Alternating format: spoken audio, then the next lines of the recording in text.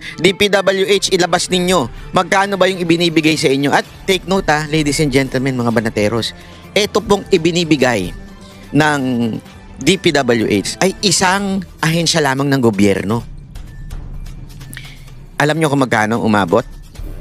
Panoorin nyo itong ating pag-uusapan ngayon. Kasi sabi ko nga, yung nga lang makahawak ka ng 1 million, di ba? Parang wow, siguro. Siguro pagka 50 million, pwede ka nang tumigil sa buhay mo. I mean, hindi sa buhay.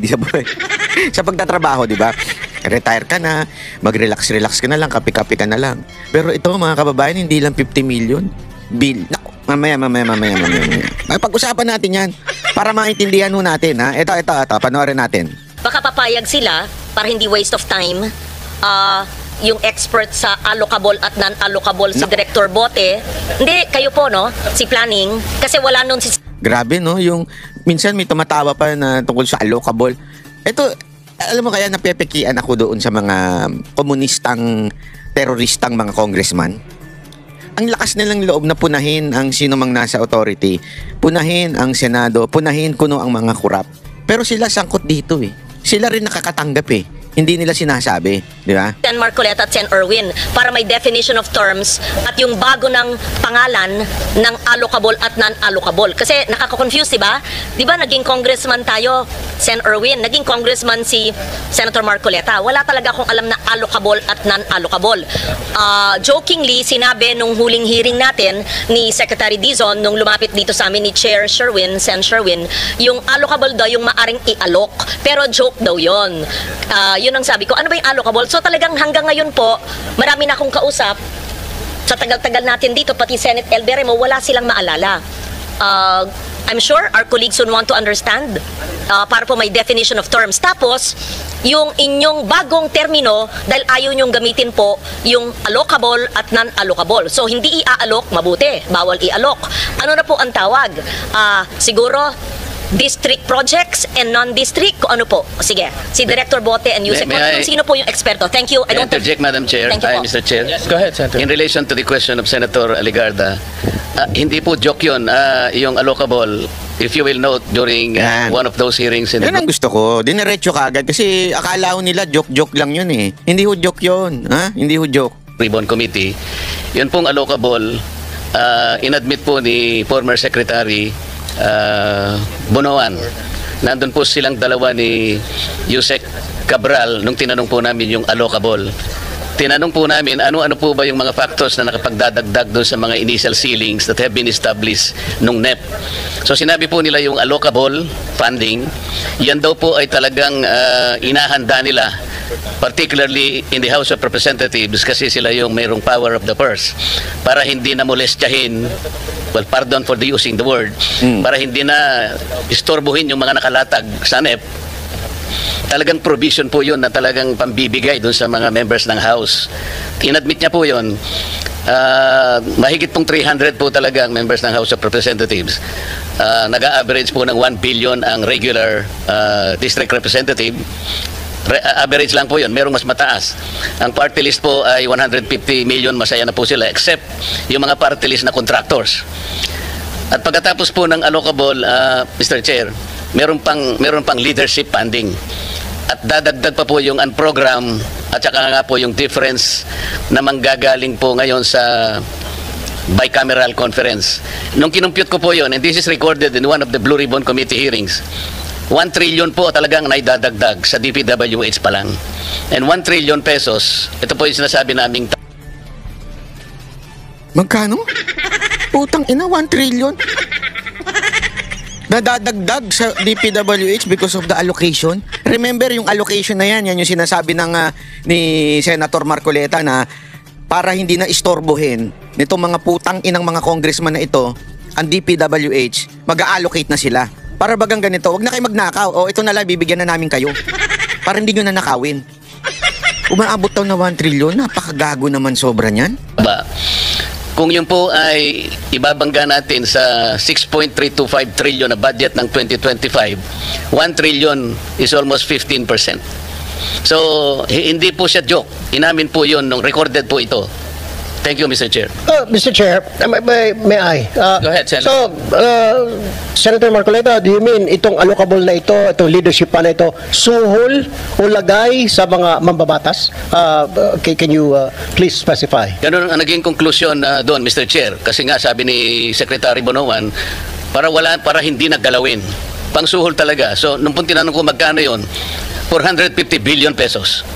Pagkatapos yun pong leadership, alam nyo naman po yung leadership sa House, merong speaker, may deputy speaker, merong majority leader, at napakaraming assistant and deputy majority leaders. Isama mo po yung mga chairman at saka vice chairman ng appropriations committee. Yun po yung 450 billion. Recorded po ito. At pagkatapos yung leadership, 100 billion yan. Naka-record po yan. Ang program, 150 billion. At yung difference na po, pagkatapos na ng NEP at saka yung GAA, another 400 billion pesos. Yun po yung 1 trillion na taba na hindi naman kailangan po ng ating DPWH kung tutuusin natin. Salamat po, Mr. Chair. Grabe, no? Thank you so much for explaining to me, Senator Marcoleta and Sen. Tulfo. And it is not a joke, ha? Mr. Chair, Hindi yan kahapon po joke. nag-uusap tayo. Sunday we were both working and we both acknowledged that we received the June or July list of allocable but not the September. So I am told by our staffs, wala pa rin. May we request the September as revised. Maski po, hindi na yung words allocable. Anyo mo, hindi naman kasalanan na may ceiling. Tama po yung sinabi nyo. Hindi naman forever kailangan humihingi ang congressman or ang mga mayor. Tapos, yung hindi district projects, makinig kasi kayo pag tinatanong ko. Oy, makinig daw kayo. Yung hindi po district projects, yun ang tinatawag na non-allocable. Di ibahin natin ang pangalan, non-district, ganun lang. Wala namang masama doon eh. Alam nyo, first, allow me to commend the President and commend Secretary Dizon for heeding the clamor of both houses of Congress. I do not claim authorship of that idea in bringing down the DUPA. Thank you for that. It was declared by the President on the day that he left for the ASEAN meeting. We truly appreciate your listening to the people and bringing it down. But there are much more reforms to be done.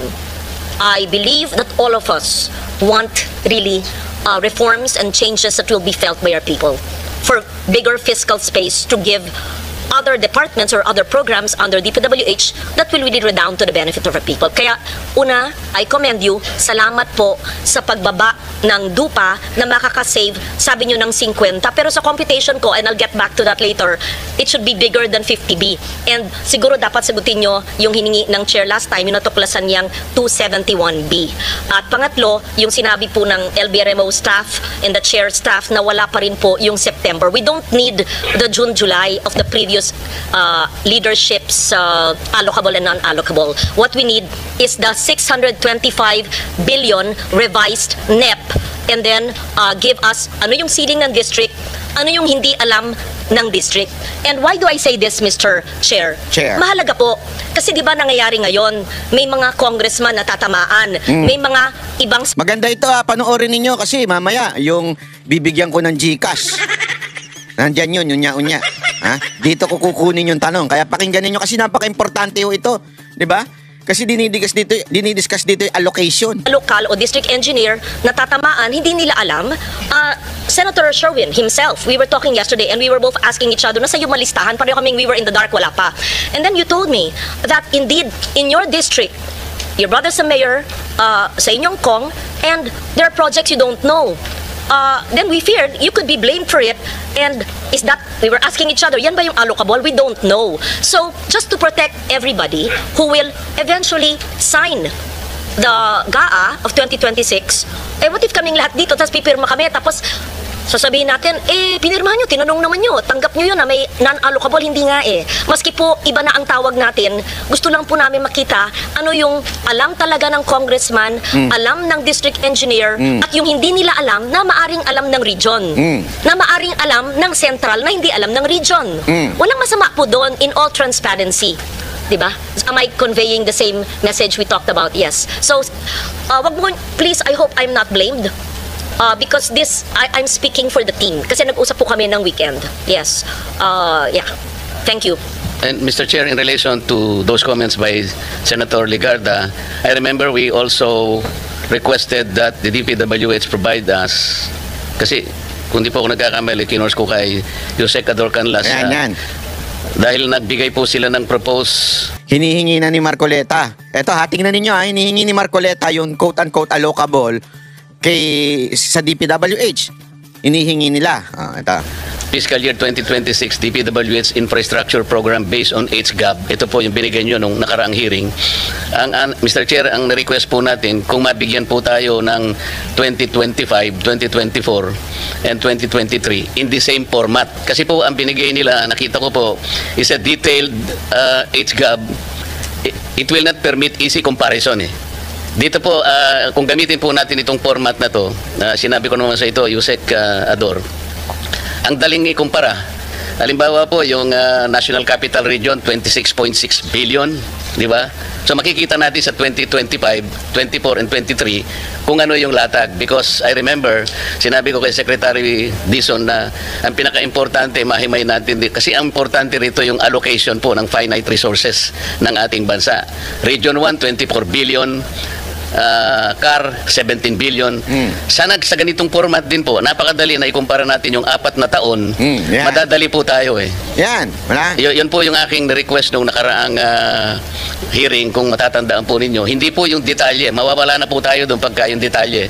If you are the one who submitted this format, in the same format sana, HGAB po, hindi po yung NEP. So, kung HGAB, puro HGAB po yon 2023, 24, 25, meron na pong 26. So, tatlong taon na lamang po ang inihingi namin to permit easy reference and comparison. Pwede po. Go ahead, Yusek Conti. Thank you, Mr. Chairman. With the kind permission of the Secretary, I would like to address first the manifestation and comment of Senator Lauren. Ma'am, tama po kayo at nagpapasalamat po kami sa inyong pag-promote and transparency, accountability, and fiscal discipline dito po sa ating budget process. And I'm conferring with Director Bote. Tomorrow morning, we will be submitting as requested, Mr. Chairman, yung pong hinihingi nyo na allocation per district, kasama na po yung allocation in totality per region so that the committee will be properly guided po based po doon sa request po ni Senator Lauren. Yusek, iano lang po namin, i-stress lang namin, based on HGAB. Yan, apo. And number 2, yung request po ni Senator Marcoleta, we will be furnishing you with the 2023, 2024, and 2025 HGAB following the format submitted similar to 2026. Yes, sir. Mr. Chairman. Kasi po itong binigay nyo based on GAA kaya medyo hindi comparative. At Yusek Ador, nasabi ko rin sa iyo na pwedeng isama rin yung sa party list. Kasi dito po sa sinabit ninyo, itong 2026 based on HGAB, walang party list dito Bakit ko po ini-insist yun? Meron pong party list kasi na contractor congressman Alam na po ninyo siguro kung sino yung sinasabi ko. Ako, sino yun? Yung pong ordinary party list, masaya na siya sa 150 million allocable. Pero po yung contractor party list, iba po yun. Kaya gusto po naming makita. This is still in relation to the truthful allocation. Dito po nagkakaroon ng problema. Pwede po ba yun? Isasama po natin ang party list. Dito po sa HGAB po ninyo, 2026, wala pang party list. At tama po, Mr. Chairman, because the party list, wala ko siyang distrito, will try to extract as much as possible. Wala kaming kasi nationwide po kami. Pero makukuha nyo kung ilan po yung na-allocate per party list. Tama po. Natin non-allocable. Mr. Chairman, to be quite honest, I'm asking.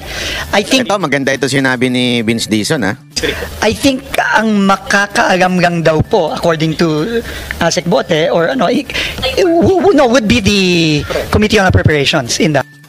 Parang bagang sinasabi niya, kami mismo hindi namin alam.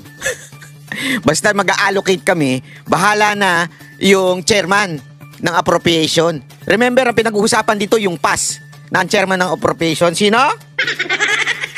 Kisaldi ko. So mismong DPWH hindi alam kung kani-kanino napupunta yung allocation na yun. Kaya kung maaalala ninyo, the beginning of the term of Marcos, sinabi ko na ito sa inyo, nagkakaroon ng inggitan. Di ba? Nagkakaroon, naikwento ko na sa inyo ito noon Sabi ko sa inyo, puputok to Marami hong nagkakainggitan daw noon. May mga nagkwento sa akin mga congressman kasi ang nag-allocate pala yung chairman. Ibig sabihin, sabi niya ni Vince Dizon hindi yung DPWH. Kami, ibibigay lang namin eto, yung amount. Bahala na yung chairman kung kani-kanino niya ibibigay, saan niya ilalagay, saan niya i-allocate. Nagegets ninyo? Naku po, patay tayo dyan. At merong Hindi ko alam kung merong Judas, Barabas Echas na naandoon sa loob at nako, House. Kung HGAB po ang pinag-uusapan natin. Nahihirapan po kaming kumuha nun eh. Kasi Oo nga po po. kayo makuha kahit sila, isang Senado daw, nahihirapan pambirang buhay rin. Oh. nyo rin eh. Lahat ng party list, alam po ninyo yung mga projects nila eh. So doon na lamang po natin kunin. We will try our best, but according to our budget staff po, Mr. Chairman, parang medyo bulag ho ata kami doon eh. Bulag ang DPWH kung which party list got this, that got this. Kasi nga ho, there's no district eh. Kasi po kami naniniwala, mas authentic yung makukuha nyo kasi kayo yung... Again, hindi pinagbibintangan ni Marcoleta ang DPWH. Sinasabi niya, kayo ang kumuha doon sa Kamara. Kasi sila nga mismo, yung Senado, siguro because of parliamentary courtesy, o dahil nga alam natin, may sigalot ngayon ng Senado at Kamara, at especially the Senate President. This is si kumpare, di ba? Kumpare yan eh. Oh. So, ang request, hindi naman pwede manggaling sa senador, dadaan yan muna sa Senate President, di ba? So, hindi nila ma-request. Yan yung sinasabi ni Marcoleta. Kaya pwede ba, kayo na kumuha? Yan ang sinasabi niya. Nakakaalam ng mga We projects will try nila. our best. Mr. Chairman, we will try our best po. But right now po parang... yeah. We will try our best, Mr. Chairman. But I'm being told now that it's very difficult, close to impossible to extract Yan nga yung which... Alam nyo, mga kababayan, yan yung sinasabi ng mga ibang... sino ba nagsabi sa akin ito? I think correct me if I'm wrong, it was Jimmy Bondoc, Attorney Jimmy Bondoc na nagkwento nito noon, na napakahirap talagang kuhanin yung magkano ang natatanggap ng mga congressman. At walang authority above them to, para bagang wala silang accountability to anyone. Kaya nga 'di ba dapat i-pressure natin kung magkano ba ang budget, project, allocation. Ito lumalabas na ito mga lintik na congressman natin para bagang hari. Hari pagdating sa budget. Sila lang ang nakakaalam. Walang pwedeng umalham. Pero meron. At trilyon. Mantakin mo trilyon mga kababayan. Trilyon po ha. Hayop yan. Magandang district, which projects and saan yung inallocate for the... Bigyan ko kayo ng clue para hindi po kayo mahirapan, Secretary. Yung mahihirapan lang kayo, konti lang yun. Kasi yung mga contractor party list, congressman yun eh. Yun pong ordinary party list lang, kagaya ng Sagip party list. 150 million lang po yun eh. Pero pagka yung malalaking party list po na contractor talaga, yun lang ang pagsikapan ninyong itotal. Doon po makikita yung lopsidedness. Meron pong distortion talaga dyan. Mga contractor po sila eh.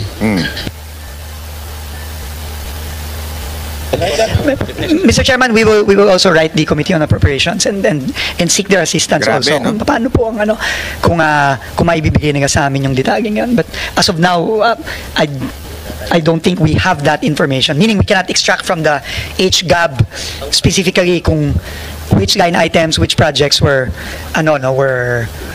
allocated or allotted to a particular party list representative. Sa planning unlike the district. Planning service ninyo, Secretary, nakukuha po yun. Opo.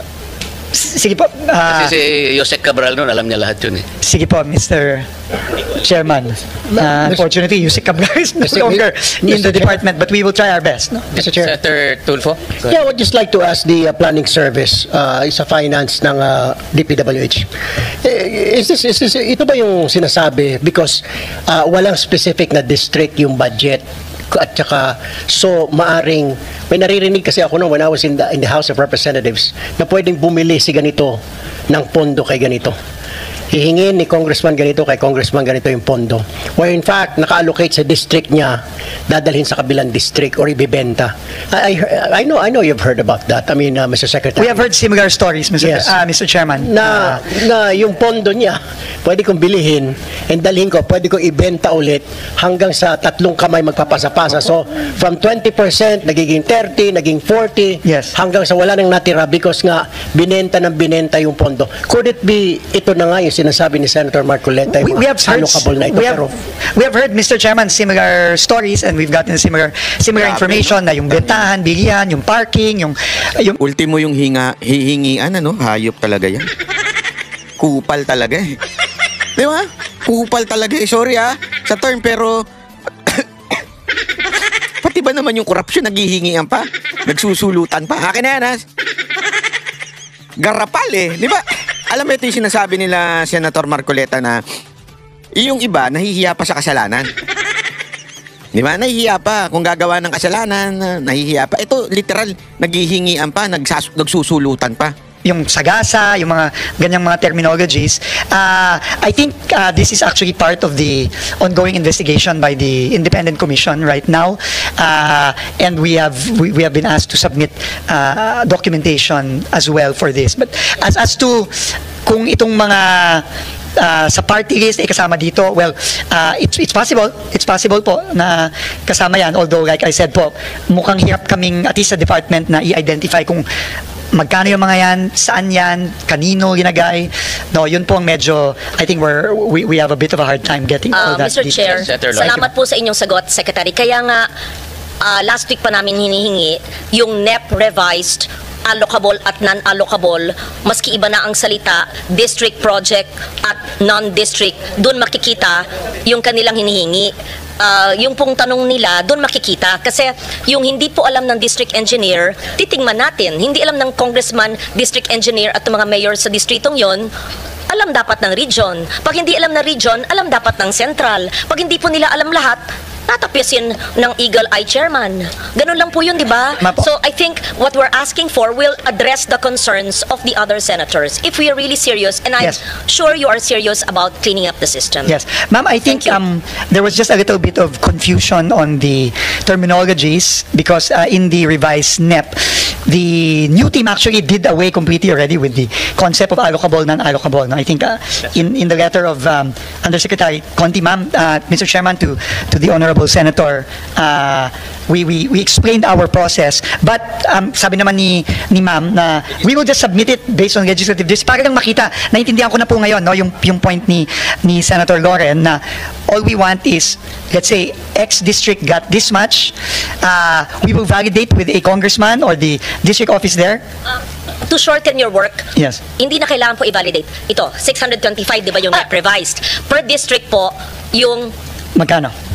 yung sa district ito, yung region or central ito. So, iniba lang yung pangalan, hindi lang natin ginagamit allocable Yes. and non-allocable. Kasi, Understood, ma'am. just to simplify, sabi po ni Director Bote, ang allocable, yung ceiling po ng budget ng congressional district, allocable. O sige, ayaw nyo gamitin yun, ayaw din namin. So, tawagin natin district projects. Yung hindi po district projects, tinatawag sa dating leadership ng non-allocable. Ayaw po natin gamitin yon. Di tawagin natin non-district projects. Pag hindi po alam ni district engineer at ni congressman at ng lokal, di region siya o central siya o question mark, sino pa? Di ba? Ganun po. So, district, non-district. So, district, synonymous to allocable. Non-district, synonymous to non-allocable. Yung tinatanong po nila, parking, sagasa, whatever, ay siguro sa non-allocable dati. So, alamin natin. Doon lang natin makikita yung hugis at yung maaring mga tabang pwedeng putulin kung makita natin yung non-allocable synonymous to non-district. Tama ba ho? Thank you. Agree ba? Very clear, ma'am. Now, Director Bote and But you have to Undersecretary. identify for us, ha? Hindi lang yung suma total, this district, 1B. Hindi. Lagay nyo, 500 district, 500 previously known as non-allocable, now called non-district. Ganun lang. At for all you know, these are national convergence. Malay mo may highway doon. Malay mo may, para may, ganun lang. Ganun lang. Pero detalya. Oo. Thank you, Mr. Very Chair. clear, Mr. Chairman. Ma'am, very clear po. I was told po by ASEC Bote and Yusek Nick, they can submit this by tomorrow morning. Submit to the committee, Yusek. I think ang punto naman ng mga senators, Secretary Dizon, in the past kasi bigla nilang may lumalabas na project, no? At kung nasundan natin yung Blue Ribbon hearing, Nagigets ninyo, grabe ho, no? Yung sitwasyon. Hirap na hirap ako naintindihan ko itong nangyayari kay Vince Dizon. Hirap na hirap siya. Hindi niya alam kung paano niya sasabihin na hindi namin alam eh. Wala kaming alam eh. Kasi syempre kapapasok lang niya. Pangalawa, hindi naman binibigay sa kanila information na kung kanino ilalagay yung mga allocation, yung pera, yung sabi nga nino, trillion na pera na naka-allocate sa mga mambabatas. So parang sinasabi, bahala na ang Committee of Appropriation. Kaya nga sabi nila, di ba, the most powerful committee, the most powerful person, aside from the Speaker, of course, yung chairman ng appropriation, sino po ba yun? Sino po ba yun? Ha? Sino po ba yun? At sino, ang tanong sino ang boss nun? Nako. Gago! Sa tingin nyo, ganun gayon lang yun? Hindi sa inyo, sa tingin nyo, may walang kinalaman yung iba kung hindi siya lang? Ako, di ako naniniwala dun. Ayun, malaking katarantaduhan yun. Na sasabihin yun, ang meron lang alam niyan ay yung chairman? Malabo yun. Gago! At syempre, mga kababayan, yan ang ating question ngayon. Ito na. Para sa 500 na GCash. Ayan na. Ang tanong. Pogi ba si Banat Bay? Gago! Bantado ka Banat Bay? Hindi, biro lang. Ang tanong. Mamaya ako nasasagot. Tatanong. Ito muna. Bago natin itanong yan, meron muna tayong i-discuss na napaka-importante rin. Napaka-importante ho nito, ha? Kasi ito yung pagdating ho doon sa extradition na ginawa kay Pangulong Duterte. Ito ba yung tinutukoy na Supreme Court? Meron ho ba itong direkta o indirect na masasabi nating implication o decision na ginawa ng gobyerno natin?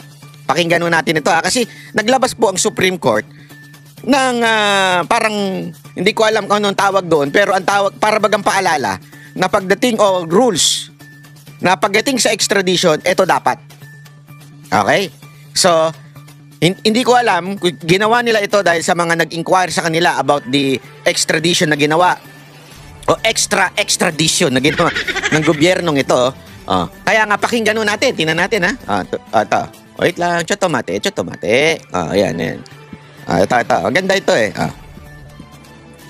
na mapangyayari ngayon. Ano talaga, no? Medyo kasubay-subay. Sabi nga nila, medyo hindi pang isang araw na balita lang. Hindi lang, oo. Unahin na natin dyan yung inilabas ng Supreme Court.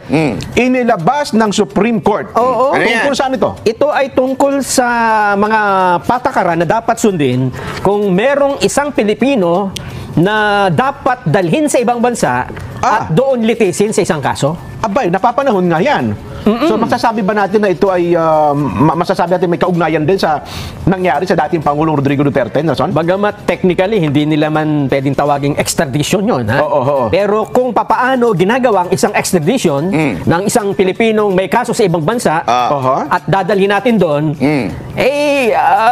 masasabi nating dapat na sundin ang patakarang ito. Abay, dapat. Kasi wala namang ibang patakaran tungkol dun sa ICC. Paano mo dadalhin doon? Yes, tama. At kung sa bagay, yan naman dinilakay na rin natin noon dyan na ito pong pagpapadala ng isang Pilipino sa ICC, ano man ang kanyang katayuan sa buhay, ang kanyang pwesto sa lipunan. Okay? Dapat talaga dumaan sa korte ng Pilipinas. Hindi pwedeng direkta. Yan yung ating ipiniliwanag noon Okay. At ito naman po ay lalong pinagtibay ng inilabas na desisyon. Hindi naman ito desisyon parang guidelines ng Korte Suprema. Siguro na marami na rin nagtatanong, paano nga ba ang pagpapa-extradite? Paano ba dinadalang isang Pilipinong may kaso sa ibang bansa? Anong mga dapat sundin? May pinag-ugatan ba? Bakit nagpalabas ng ganitong guidelines ang katastasang hukuman? May petition ba? May nagano ba? May lumapit ba sa kanila? Hindi sinabi dyan. Hindi sinabi. Pero matatandaan po natin na hanggang ngayon, ang pagpapadala sa dating Pangulong Duterte sa ICC, sa The Hague, Netherlands, ay isa ring question na legal, may legalidad na may question legal pa rin dyan na nakabinbin pa sa Supreme Court. At yan pinagtatalon-talunan din ng mga abogado at mga legal luminaries sa ating bansa. Nelson, At tandaan niyo dyan, ito pong inilabas ng Korte Suprema, hindi po ito bagong batas. Hindi sila gumagawa ng batas, di ba? Totoo. Ang ibig sabihin lang ito, mayroon ng mga batas na pinagbatayan at nilinaw na lang nila kung paano dapat ipatupad ito. Okay. Ibig sabihin yan, kung meron kang i-extradite, kahit wala itong regulation na ito, at susundin mo ang batas natin, dapat ganito mo ginawa. Hindi ba? At ito pala, anbang pala ito, 15 maestrado. Anong nag-approve, ha? Okay, tama. Ito po ang Rules on Extradition Proceedings. Ayan. Para daw bago nga, October 27, kahapon lang talaga pala nila ito napagtibay. Pero dated April 8 pa nilabas lang kahapon eh. Ah, okay. Oo. Oho. Kasi baka sabihin ng iba, bakit sinikreto? Iso ngayon yan, no?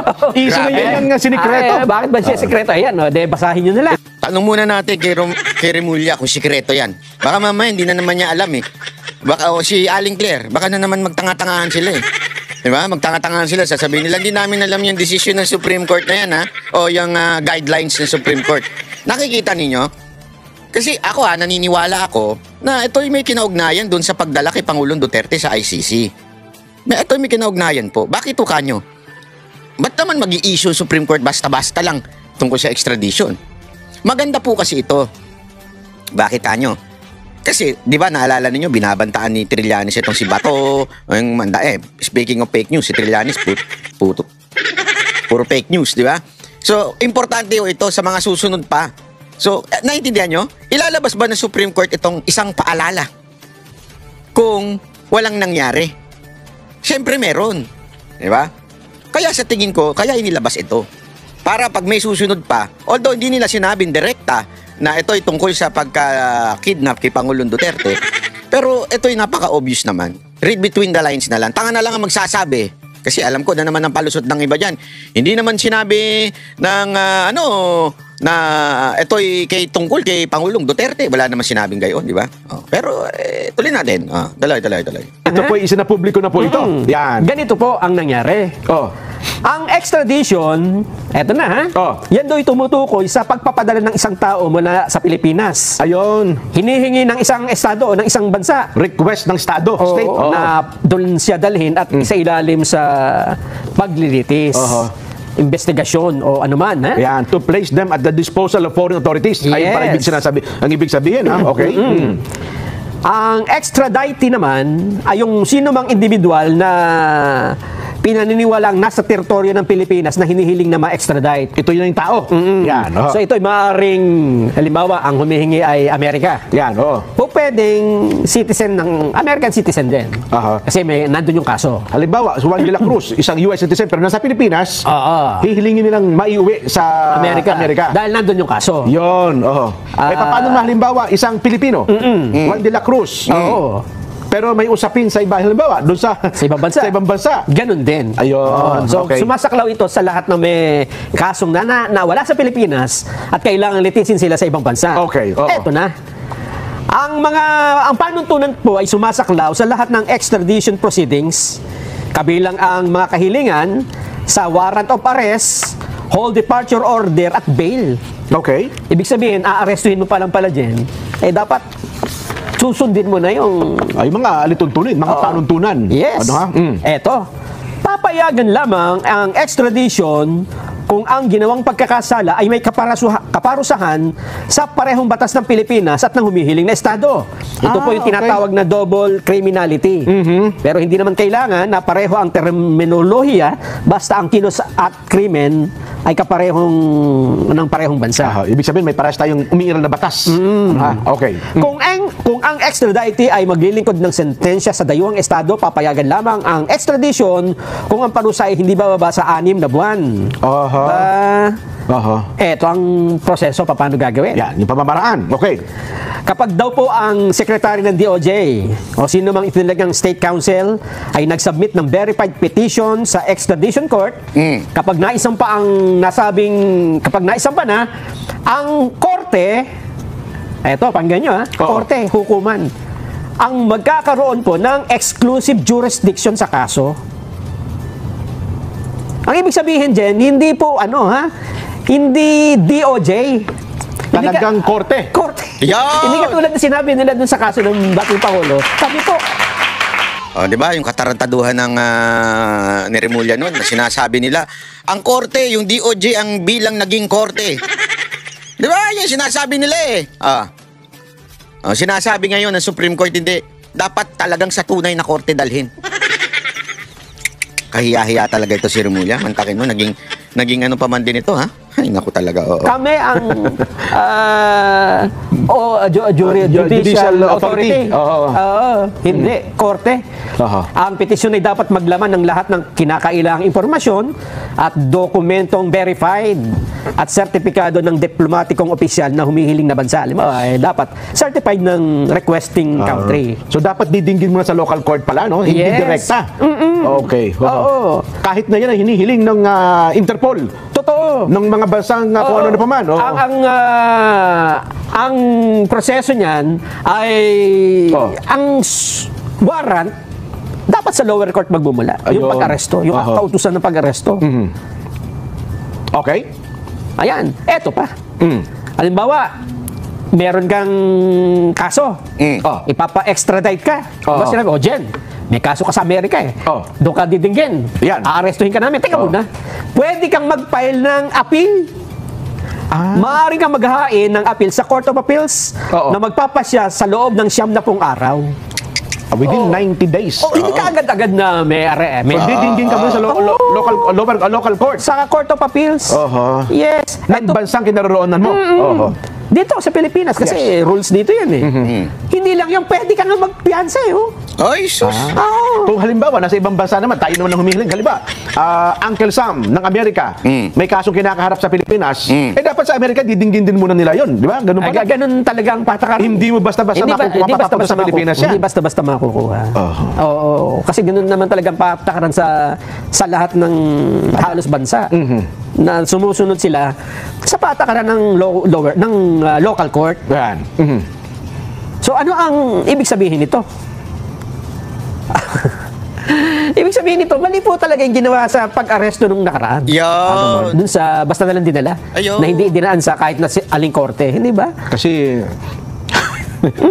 sila judicial authority. Ayun nga. Di ba? Oo. Na umaakto dun eh. Dalawa ang magiging implication nito. Sabihin ng iba, hindi mali talaga yung ginawa ninyo noon. Oo. Ang pangalawa, sasabihin nila, ay hindi mali. Kasi wala pa naman rules noon. Kumbaga, mutin academic na Oo, yan. kalalabas lang yan eh. Ngayon lang yan. Kaya lang, sabi nga natin, ito ay guidelines lang. Aha. Pero kung ang sinunod nyo ay batas talaga ng Pilipinas noong nangyari yan, Aha. ganito rin dapat ang susundin nyo, di ba? Kasi wala namang bagong batas na Wala ginawa. namang- Wala namang bagong batas eh. Nilinaw lang kung paano mo susundin. Yan, oo. Yes. Wala namang iniyakdang bagong batas ang Kamara o ang Kongreso eh. Oo. Na ibinaliwanag ng Supreme Court. Wala, kundi itong mga batas na ito, Umiiral ng umiiral matagal. na. Naglabas na lamang ng guidelines sa katastasang hukuman. Yan. Nga. Yan. Kaya ang implication nito, Jen, ay doon sa mga susunod. Halimbawa, Tama. di ba, may warrant of arrest daw si Senador Bato de la Rosa. Ayan, o nga pala. Oo, May oo. warrant of arrest yung kung sino pa. Oo. Ang arrest ay papunta sa ibang bansa, di ba? Yes, oo. Pwede nila sabihin, ito ang Si sundin. Ginoong ano, di ba? Si Ginoong Apollo Kibuloy, di ba? May, Ayun pa, ayan, oo. may inaharap din kaso yan. Ganito. So ayan ha, malinaw kay Pastor Kibuloy ha. Kay Pastor Kibuloy, malinaw po dapat ganyan. Ha? Dapat to ganyan na maging sitwasyon, hindi pwedeng basta-basta ipadala doon. Huwag ganun ha, mga tarantado kayo. Okay? Yung mga extradition. Oho. Pati yung sa ICC. Oo. Kasi wala namang, bagamat hindi sinasabi rito, nakasama rito yung kaso, yun kasi yung proseso ng pagpapa... Kasi ang desisyon ng Korte Suprema hindi naman tinutukoy doon sa isang personal na tao, isang partikular na tao, kundi ito sa kabuuan ng Proseso to eh. proseso eh. Oo. Ayun. So at least nalinaw nila yan. Malinaw na. Oo. Ang hindi Bakit natin naman alam malinaw yan? Ayun. Ang hindi natin alam kung anong magiging desisyon nila. Kasi nakita na nila, di ba? Eto na. Oo. Nilinaw na eh. Anong desisyon nila dun sa pag-question sa pagdala ng dating Pangulo, Ayaw. Pangulong Duterte sa ICC? Ayun. Ako sa tingin ko baka hindi na magpasa ang kataas-taasang hukuman dyan. Ay kaya anong gagawin nila doon? Moot and academic? Oo, Ganun lang, kasi wala. sabi nila, hindi na kami makapagpapasa dyan kasi nandun na ang Pangulong Duterte sa ibang yung dagat. Ay, pwede mo Kasi naman, sa dahig na. pwede mo naman sabihin na hindi pa for academic discussion. Ha? Okay. Para hindi, halimbawa, meron pang ibang mga aarestuhin sa hinaharap. Ayan, ganyan siguro mangyayari. Para sa ICC, dapat merong desisyon na mapagbabatayan. Kasi kung sasabihin nilang mali yung ginawa na yun, abay maobliga tayong pauwi ng dati. Di ba? Hindi naman papayag ang ICC. Hindi naman. Kasi may mga petisyon na nga rin sa Rome Statute. Di ba? Pero dito pa lang, Jen, makikita mo na, ha? Oo. Kasi Supply. i-interpret lang naman ng Supreme Court ang mga batas, di ba? Tama. So Tama, kahit tama. wala nito, kung i-interpret nila ang pagpapadala sa dating Pangulo sa dahig, Maling-mali. gamit ang mga batas na ginamit rin dito, sasabihin nga nila, mali yung ginawa. Wow. Di ba? Nabas na lang din nila doon. Well, malinaw na malinaw. Malinaw na malinaw. Ano ha? Pero ang palusot nila dyan, baka sikreto lang yan. Tungkol lamang, alam mo yung mga abogado. Hindi natin alam kung ano ang ilalabas nilang desisyon, di ba? Alam mo naman ng mga abogado, kahit malinaw naman nila, minsan, ang pasya, medyo Nagiging bendalo. Hindi, totoo naman eh. Ganyan ang mga abogado, they can bend the law. Sabi nga eh, di ba? Taknang weteng, oo. malalabuin na ng konti para Totoo. medyo tuloy ang mga tao eh. Oo nga, may punto rin yun ah. Kaya Di ba? nga, ang sabi nga ni Ombudsman Remulla, na dating DOJ Secretary, Oo. yes, you can bend the law. You can bend the law. Oo. Sabi nila, wag yun na ulit-ulitin yung sakit sa tenga. Masakit sa tenga ko yan. Parang hindi ako makahulagpos sa bagay na yan eh. Talaga naman, oo. Ganun talaga, Nelson. So, paano ngayon ito tatanggapin, ano? Ng mga abogado dito sa ating bansa at ng mga korte. Itong, bagay, sabihin siguro nila, hindi, wala naman, niliwanag lang naman eh. Reglamento na inilabas yan, at sa susunod, hindi na natin mauulit ang nangyari sa dating Pangulong Rodrigo Duterte. Dalawa lang ang magiging ano niyan. Yung isa na nagsasabing noon pa ay mali ang pagpapadala sa Pangulong Duterte sa ICC. Isa yan, ano? Sabi na, yan ang katibayan. Oo. Yun naman nagsasabing, hindi, tama lang yun. Sasabihin nila, yan ang Kita nyo na ha, mga kababayan. Ayun po, malinaw na desisyon ng Supreme Court. Actually, hindi pala desisyon, guidelines na nilabas. Tama rin yung punto nila na hindi na magkokomento ang mga Supreme Court sa issue ni Pangulong Duterte kasi lalabas, wala rin naman mangyayari. Kasi hindi naman wala na sa jurisdiction ng Pilipinas. Feeling ko, ganun ang ginawa nitong tarantadong gobyerno na ito. Wala na kaming pakialam whether it is true or not true. The point here, madala na doon at wala na sa ilalim ng Pilipinas. So, magdesisyon man ng Supreme Court na mali yan, illegal yan, wala na kayo magagawa.